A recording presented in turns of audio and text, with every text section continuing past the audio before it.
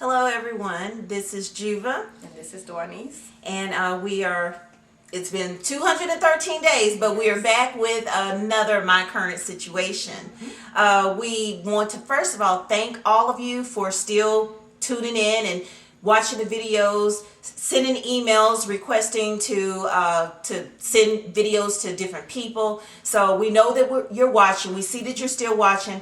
And anyway, we just wanted to make you all aware that we are very appreciative. Our goal is to make sure that we talk about things that are relevant, real, and sometimes might be a little hard to swallow, especially tonight's topic. But anyway, we just wanted to thank you guys for tuning in.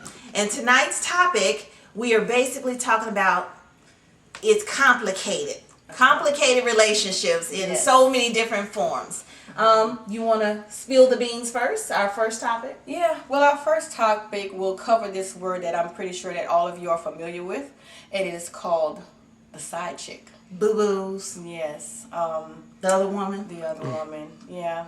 But we're not limited to just women. No. We are also going to cover the topic of side roosters. Yeah. Ju, you want to explain what a side rooster is? Oh, gosh. The side rooster, that is guys. The guys that basically pursue other women that are already in a committed relationship, that are married. Sometimes the daggone rooster is even married himself.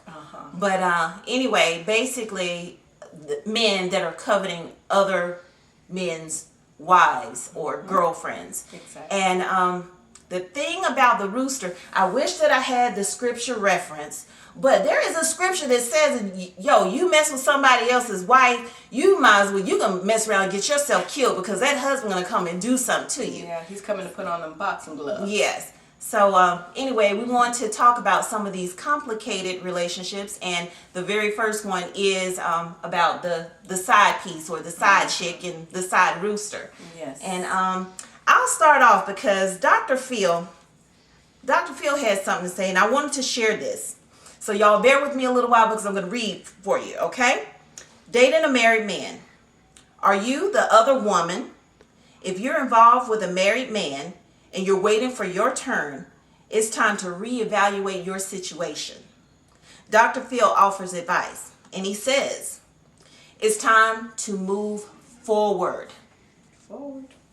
If you're putting your life on hold for a married man, he's not only stolen your heart, he's stolen your brain. Yes. And no matter how you justify it, you are attacking his family unit. Real talk. Even if he is separated from his wife, that is their business. And you are a threat to their marriage. You aren't welcome. And you don't belong. You may feel that he's your soulmate, but think again. A real soulmate would not set you on the sidelines. He wouldn't allow it, let alone entice it. Keep in mind that you only know what he tells you anyway. You already know that he's a liar because he's living a lie with his wife and his children. How can you be sure whether you're the only other woman? The only other woman that he has? Entertain the possibility that he is possibly lying to you and that you're being used. Think of his wife. I know you may not want to think about her, but think of his wife, okay? Is it fair to her? She's been married to him for how many years? Cleaned up after him when he's sick, raised children with him, sacrificed with him, goodness gracious, dealt with the damn dailies. Then you come along in the 11th hour and provide a contrast to that's new and exciting and fun. You are intruding upon her turf. Yeah, I know, right? You are a trespasser. It's no different than you being a thief in the night and breaking into their house and stealing their things. Even if your married man decided to leave his wife and family for you, that doesn't guarantee success. Relationships born out of affairs survive less than 5% of the time. If he'll do it with you, he'll do it to you. If he's living this deception with you today, how could you ever trust him if you did get into a legitimate relationship with him? Dr. Phil's advice goes further. He says, break off this relationship today. You'll hurt, you'll feel brokenhearted, but you'll be better off. Take some time to get really clear with yourself about who you are and what you want. The most important relationship you'll ever have in this world is the one that you have with yourself. And eventually, you'll fall in love again with someone who's willing to make you first in his life. That is some powerful stuff. That is some very powerful stuff. Wow, I didn't even know Dr. Phil wrote that. That is powerful. You know what? I think about, who wants to be second? I know. In life we want to be first. And don't get me wrong, I don't believe in the side chick and the main chick. What about the only chick? Exactly. What happened to that? What happened to that? And so I'm not condemning. Please don't think that I'm condemning. Right. Don't email me talking about Juba, this, that, and the third. I'm not condemning because we all fall short. That's right. We all have issues. We all go through things. We all make choices that we wish that we hadn't. That's true. But the thing is that this needs to be addressed. Hollywood and everybody else glorifies this side chick. Yeah. Like this is a great badge to hold or have. You do whatever he does, and granted, I know, but you got to believe that whatever it is that he's telling you, it ain't the truth. That's right. And you are jacking some stuff up. And the thing is, I always say is, you don't want to reap what it is that you're sowing. That's right. So if this applies to you, if you are this side chick, this other woman, you are the boo-boo, rethink it. Yeah. God has so much better for you. God has so much better for you. Yes. And for the wife that's dealing with this, stay prayed up. Yes. I can't necessarily tell you how to handle it, but I can tell you to stay prayed up and ask God to show you what it is that you need to do. Yeah. Communication might be a very good start.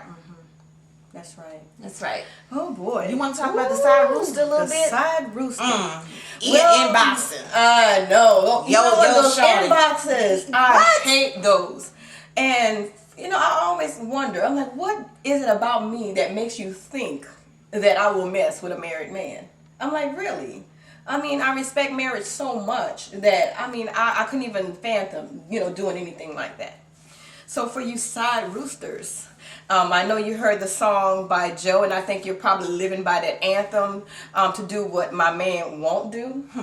But in reality, that is not good. It's not good because, like Juba said, with the side chick, you're messing up someone's home as well. You're probably messing up your own home because, like she also mentioned, you're probably married yourself. And the inboxes that come in are usually from married men who are trying to be side roosters. Side roosters are as much a destruction as a side chick. And sometimes they justify because they're like, oh, well, the woman is going through something, so I'm just kind of, trying to hang in there and, kind of pepper up a little bit. He just trying to, Yeah. But it's being justified because you're thinking, oh, well, she doesn't have anybody to talk to. She's lonely. So I'm going to kind of fill that void. But really, again, marriage is such a sacred thing. You're stepping into a territory that is not yours. And it's not cute, it's not nice, it's not something to take lightly, right, or to brag to your friends about, or even to put your wife, who may not know anything about what you're doing, through something like that, let alone your kids. Children are suffering, broken homes because of these side chicks and side roosters. And it's really not good. It's really not good. It's not a good thing. No. And you have to look at it, side roosters. Would you want your woman to pull a you on you? what's that old song that talked about that? I don't It was know. an old school song. But I know they don't want you to pull a you on you. I do know that.